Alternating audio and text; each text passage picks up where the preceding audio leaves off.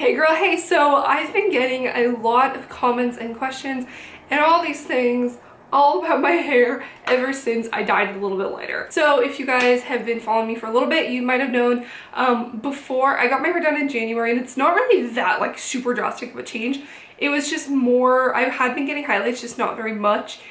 And it was a very like dusty, kind of like dark blonde, but not really. I don't know. It was a weird color. I went to a new stylist in January and decided I wanted to go lighter. So I've got this like light color going on. You can go see my video that was like new hair and a haul. A little darker at the top just because she did dye it less at the top to make it more natural when my roots would start to come in. And it has been about 2 months almost since I got it done. So it's definitely grown in a little bit. My hair grows relatively fast, hence the video that I'm about to do. So it's not like completely at its healthiest and perfect right now because I haven't gotten it trimmed for a couple months. But this is just like my advice for you to grow your hair long and keep it super healthy. And I can't remember the last instant like where I actually cut my hair deliberately shorter, like above my shoulders or anything.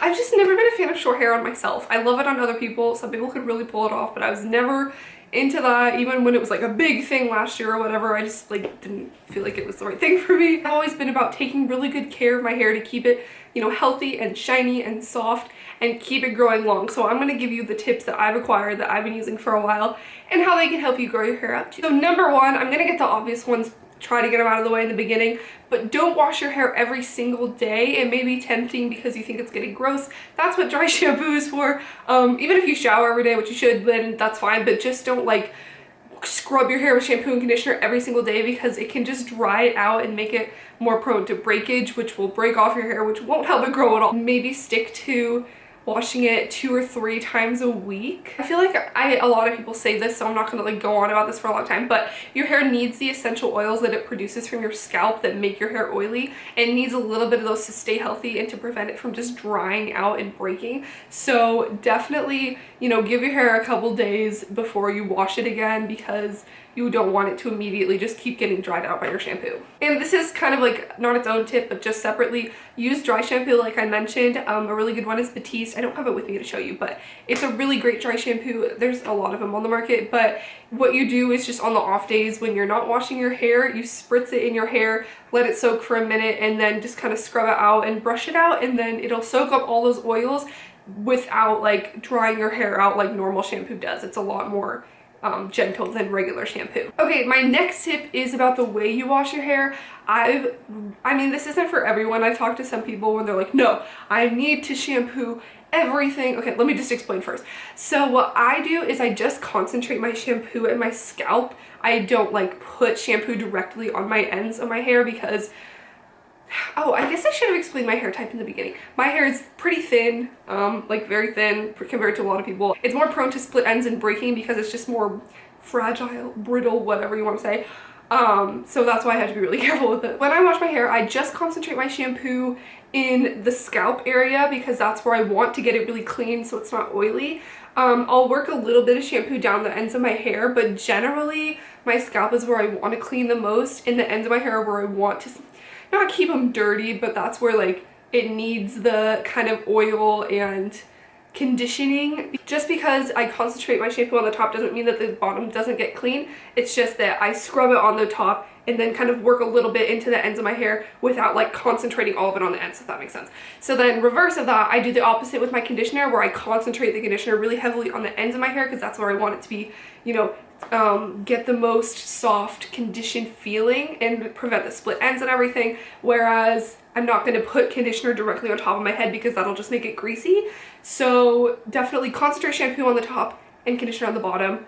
That's not just, but it depends on your hair type also. Like my friend Orly, she has super dry hair, so she has to put conditioner on the top of her head, but that's totally up to you and your hair type. But just for me, that's what I do. That was a really long explanation, I'm sorry. Okay, tip number 3 considering washing your hair is using treatments. So if you use the same shampoo and conditioner for a very long time, your hair might get used to it and you might not get the same effects on your hair that you did in the beginning.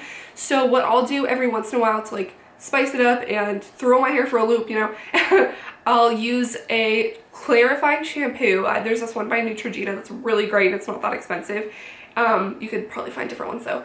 And a deep what's it called? Just deep conditioner. And I'll use them each every maybe like 2 weeks or every month. Not super often for my hair.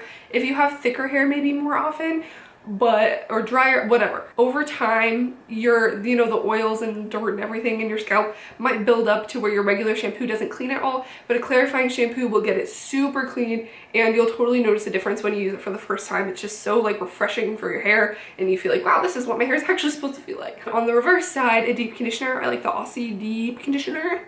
These are both like inexpensive drugstore products relatively, and I'll put that in my hair maybe a little more often, maybe every 2 weeks.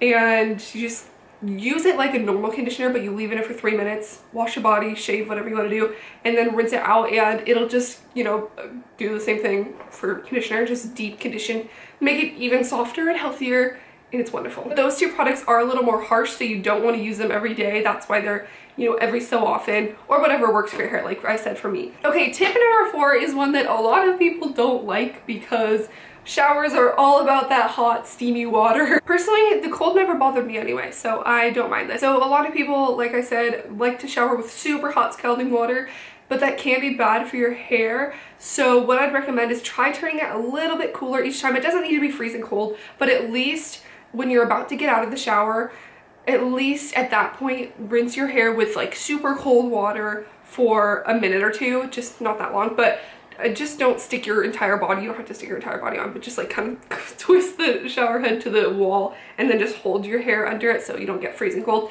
But what this is gonna do is it seals the hair follicle to make it smoother and prevents split ends, and it just makes it a lot stronger and shinier. So the cold really helps it, and I'm gonna mention this too with blow drying. Cold is really good for your hair. This one might seem obvious again, but just try not to use heat products like curlers and straighteners and blow dryers every single day.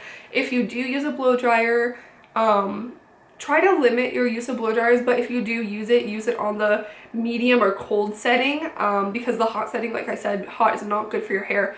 And if you really need to though, in order to dry your hair, then what I'd say is blow dry it for like the last third of blow drying your hair. Blow dry on the cold setting, because then it'll do the same thing with the cold water where it seals the hair follicle and split ends and just makes it soft and shiny, so it's really helpful. Brushing your hair when it's wet can definitely damage it and split the ends and all the bad stuff that you don't want to happen. What happens when you get split ends is that your hair will break off, and then it will definitely not be any longer because it will be a lot shorter by breaking off. So if that happens a lot in your hair, it's not going to grow long easily. So what you need to do is keep the ends really healthy in order to keep the length and keep it growing. This is the wide tooth comb that I use. This isn't really a wide tooth comb, this is just a normal comb, but it's definitely better than a brush. Like I said, I have pretty thin hair, so I don't really need a super wide tooth comb, but the thicker your hair, the wider the tooth you're gonna need. That was a weird analogy. But yeah, this works really well to prevent breakage and keep my hair looking healthy. Yas comb, do your work. When you're blow drying your hair on cold, use your brush to guide it, your comb, sorry, to guide it, and, you know, keep it all where it's supposed to be instead of blowing all over and getting split ends. One thing that will help the growth of your hair is drinking enough water. You should do that anyway, but like I said, it's just something that will help. Why are the lights flickering? So yeah, if you drink a lot of water, get a lot of vitamin E, which is good for your hair, skin, and nails. And, you know, you could take like fish oil pills are really good for that. The last one, it could be an obvious one or a weird one, but whatever. My last tip is to trim your hair. But like I said earlier, when you have a lot of split ends, it's just gonna break off and prevent your hair from growing longer. So if you get it trimmed like a ½ inch, or what I say to my stylist is just like get rid of as much split ends as you can, but try and keep the length. So don't like cut off 5 inches. I understand that I might get some split ends that are higher up than I'd like, but that's okay to have a few. Just try and prevent it by getting it trimmed every like 6 weeks, every 2 months.